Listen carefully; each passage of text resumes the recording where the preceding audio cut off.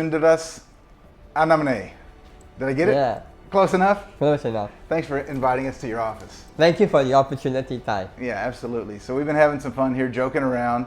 So it's a loose atmosphere. Yep. But it's definitely not a subject that it's not a joking subject Yeah, that we're talking about absolutely. today. Yeah. But I do want to get you to share, if you could, with our viewing audience a little bit about what got you involved in medicine, and specifically in researching cancer. You shared with us a story Yeah. about your mother. Starting off, I was born with congenital birth defects, so surgery started at 6 months. They went on to rebuild my face over the next few years. By the time I was 6-7 years old, I was effectively hearing handicapped, speech disabled, brain damaged, and Asperger's, autistic. So okay, it was an interesting situation.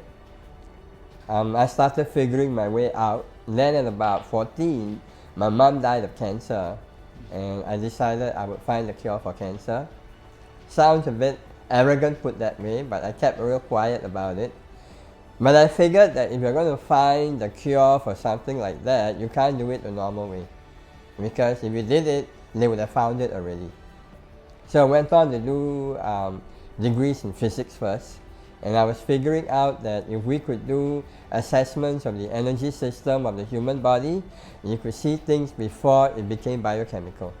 And that started off this whole approach about looking at the mesenchymal matrix, looking at cellular function and biochemistry, but from an energetic perspective. To me, it doesn't sound arrogant. You're a 14-year-old. You just lost your mom. Yeah. How were you feeling at the time, being 14 and your mom's Okay, gone? so just so that, being autistic, you don't feel emotion. It's just like, you're kind of monofocused. This is the problem. I'm going to solve it. I think I actually only grieved for her 3 years later, when I was about 17. But at 14, it's like, yeah. You've done quite well then for being diagnosed with autism. Yeah, yeah. So you decided you're going to find a cure for cancer. One Yeah. of the things that you said struck me is that it's got to be something outside of the box, Yeah. because if it was inside the box, they would They have would already have found it. Yeah. And so then you began to look into energy medicine. You Yeah. mentioned the mesenchymal matrix. Yes. So right now, Western medicine has actually caught up with it. They've got some new word for it, but they're actually looking upon it as the next biggest frontier and breakthrough. But I was looking at it by the time I was 25, so that's about 30 years of research in the mesenchymal matrix. And the early energy medicine pioneers like Raymond Rife, they actually were working with the mesenchymal matrix, except they call it something else. So the space around the cells is where all the action is, right? And that's the mesenchymal matrix.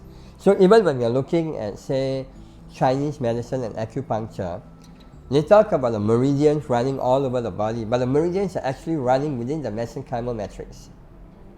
So all the traditional, what we call complementary assessment methods, were actually looking at the matrix. They just call them different names. So when you're looking at the acupuncture pulse method, you're actually assessing the mesenchymal matrix from the outside.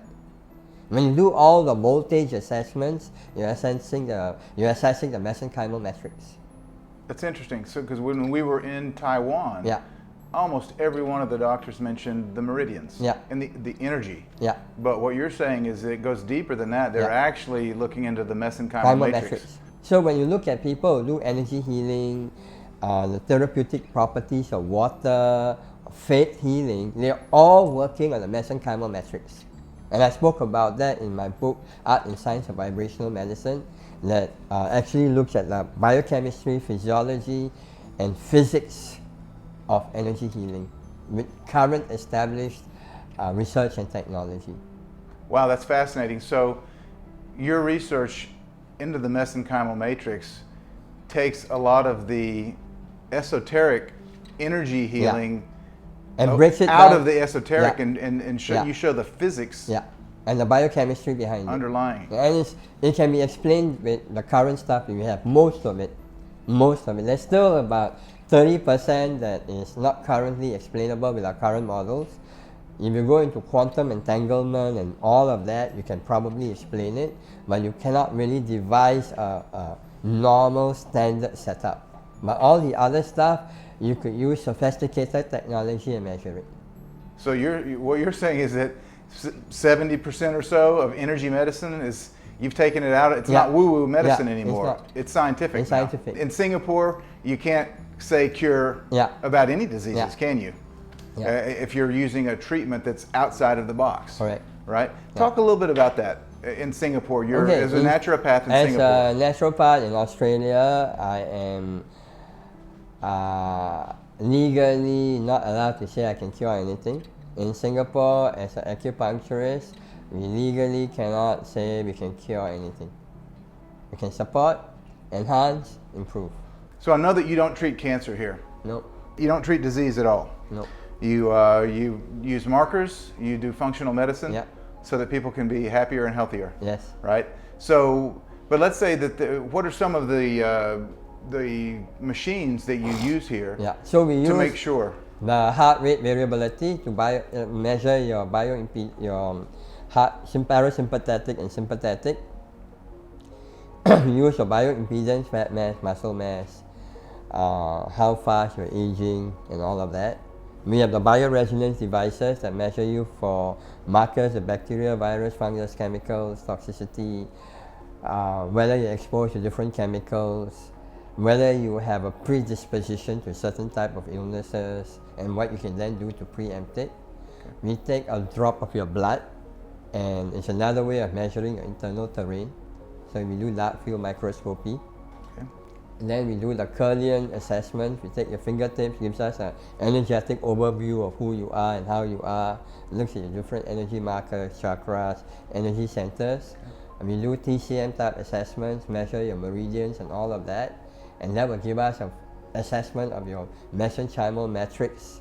And we look at your emotional status. So from your meridian analysis and your heart rate, we know pretty much where your emotional status is. Talk about some of the markers that you use to help people be proactive. So in the larger sense, I'm going to keep it simple, then I'm going to expand on it. The simple one is inflammation, markers for inflammation, and markers for deficiency, and markers for fat muscle balance. Because normally when you have cancer, most people who have cancer die of cancer because they lose muscle mass. So if you have a cancer, whatever that is, and you maintain your muscle mass and you keep your cancer at bay, you're not cured, but you have a long, healthy quality of life. Whereas if you cure the cancer and you lose muscle mass, you have compromised your integrity so much that your reserves, your functional reserves are depleted, and you die because you run out of reserves. Then we look at your pH, acidity and alkalinity, and this is one of the key cancer ideas for prevention, no matter where you go, whether you're looking at Chinese, Western, or even in the early years, and there's enough researchers talking about it. In the medical model, they only look at the blood pH, and when they say your blood pH is compromised, then you're in trouble. But before your blood pH is compromised, the pH of your mouth and your urine is compromised. And after a long time of that, you deplete all your mineral reserves, then your blood pH is compromised. So doesn't it make more sense to change it at that point before your blood pH is actually compromised? Absolutely. And yet, people will argue with you and say, oh, you know what, urine, doesn't matter, wait until your blood pH is compromised. Again, you're back to early warning markers. We look at your heart rate variability, we look at your bioimpedance, which looks at your fat mass, your muscle mass, and then we look at how your nervous system is regulating, because the two independent markers for morbidity and mortality is your heart rate variability and your fat muscle mass. So regardless of what your disease is, if these two are significantly affected, you're heading for trouble, you're heading for dysfunction. When you mention heart rate variability, what do you mean? You're looking at the balance between your sympathetic and your parasympathetic nervous system. There are different instruments that measure that, but really it's your pulse, in TCM and others is a good way of assessing it, but when you want to be really technical about it, is whether your heart is regular or too regular is a measure of how healthy you are. So if you're healthy enough, there will be a balance between your sympathetic and your parasympathetic, and your heart rhythm will not be too rigid. If it is too rigid, it's almost like it's mechanical and you're heading towards trouble. So just briefly describe what's the difference between sympathetic and parasympathetic. Sympathetic prepares you for activity. Parasympathetic helps you calm down and relax. So in a healthy person, if you are in a normal state, you will normally be in a state of relative balance, and you should be parasympathetically a little more dominant. That means you're healing. The moment you get up and you start moving around, your sympathetic should be in ascendancy, which means you're ready for action. Now, if some people, when they are sitting down and doing nothing, they are in a sympathetic mode, which means they are anticipating trouble, which means that even when you're sitting down, they are in a fight or flight mode. They will never heal. And a lot of people with chronic illnesses, before they actually become sick, they are in that state. Okay. So we do this, and in 10 minutes, I can tell you, you know what? You have a childhood issue, you never felt safe, and you're in a chronic anxious state, and this is going to create problems later on. You are in a sympathetic dominant mode. You are producing more of the hormones that are into the fight or flight. In the short term, they are good. In the long term, they literally fry your brain. You start creating biochemical changes in your body that are to do with stress. They fry your brain and your kidneys, and then it affects your immune system, and you start creating immune metabolites that, if you do that long enough, your immune system will start attacking itself. Autoimmune disease. Yes. I created a process where we take them back to early childhood. So we do a one-day program. We do a statistically validated questionnaire that brings up the deepest emotional block. And then we take them back in time to when the situation occurs and rewire the nervous system. And normally you see changes in the endocrinological makeup within 21 to 42 days. And these are measurable on the heart rate variability system. The nervous system changes. Other biochemical markers change. I don't want to again hold this out as a cure, but if you have a significant imbalance in your nervous system, and as a result of that, you develop a condition like thyroid or some endocrinological issues or anxiety, then within 21 to 42 days, you will actually see measurable changes in all of them. Either with some kind of testing, blood biochemistry, and what have you. So again, what you've just done is you've connected a lot of the dots for me, because we've heard if you've got issues with forgiveness, or you've got emotional baggage, or you had a trauma that happened earlier in your life, you have to get rid of that, and then you can heal. What you've just showed is that by doing that, within 21 to 42 days, you're actually rewiring the central nervous system. And then so now it's again, it's less esoteric. Now it's scientific. So what's happening? We go back to the mesenchymal matrix stuff that we spoke about, and I said I want to measure what happens on a cellular level. Okay, I want to measure this on a cellular level, and I want to have an idiot-proof system, so anyone can do this assessment and come to a similar conclusion. So if you are looking at the cellular assessment on a biochemical, physiological model, energetically, you can look at the emotional status, structural status, energetic status, and biochemical status. And the optimal test that we do measures all of this within about 40 minutes. So in a simple model, you say you have a headache. Okay? Your headache can be because of a structural issue, in which case you do chiropractic, osteopathic, or physiological. It can be biochemical, you are dehydrated, you drink water. It can be energetic, you're so tired that literally you get a headache, so you go and do some energy techniques, either biocom, bioresonance, and you do a breathing stuff and your head changes. Or it can be emotional. You something came up, you got so wired up by it, you got so angry, you become tense.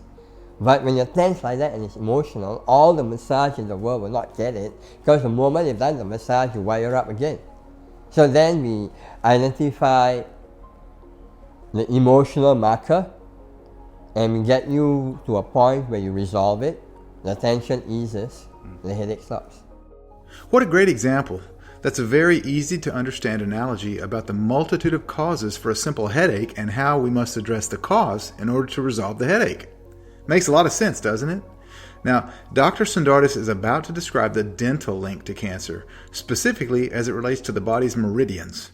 We actually look at the dental chart.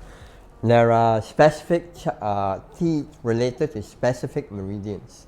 So the most common meridian is the stomach meridian that's related to a particular tooth. So if that particular tooth is loaded with mercury, or it's a root canal and it sits on the stomach meridian, the woman is likely to develop either breast cancer or ovarian on that side. So every time we have somebody who is potentially an issue with health issues, we do dental screening. So without being dentists, we make sure that we have a whole support of appropriate dentists we can refer people out to, because if you don't take care of that, nothing else is going to work.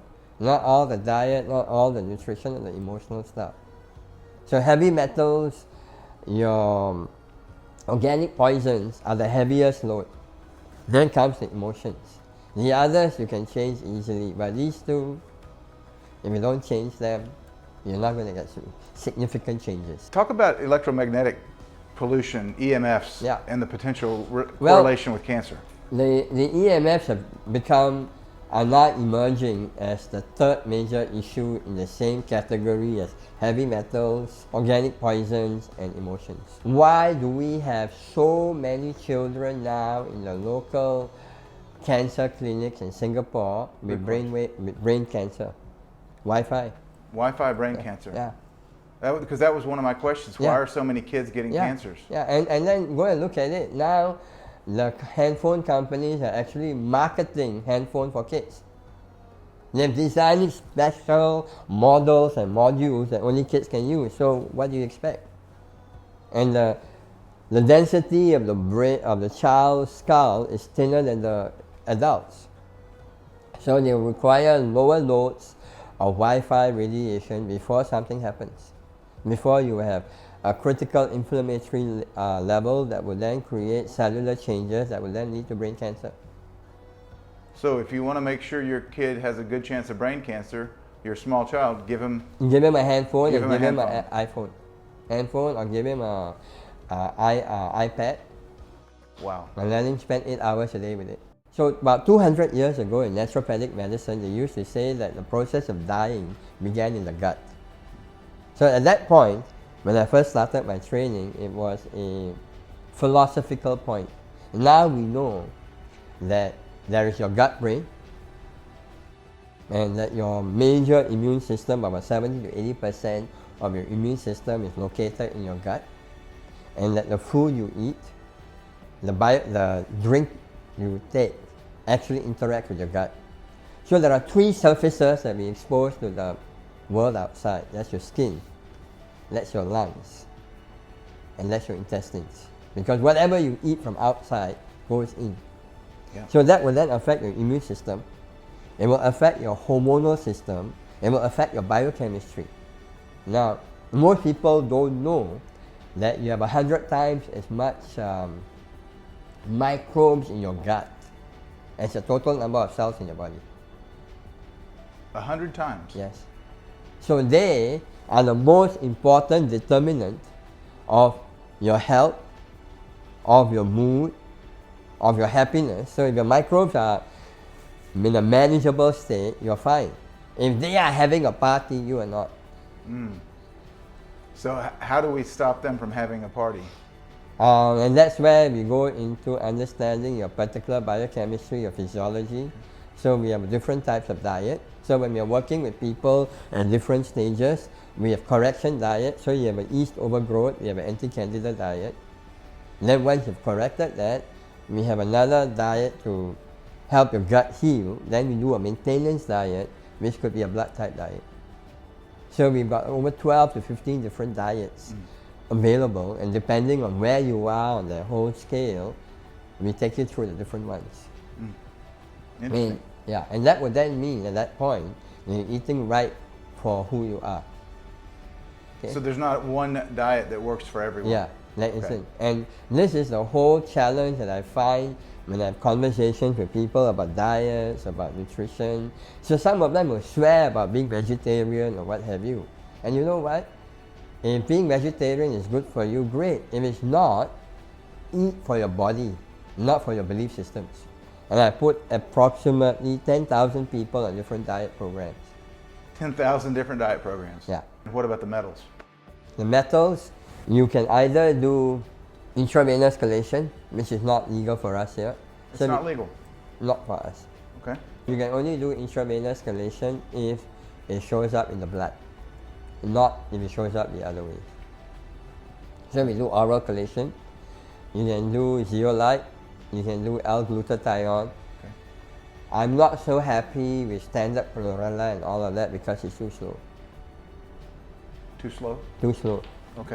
Flushes it up too slowly to get good therapeutic results. Okay. L-glutathione is also great for organic poisons.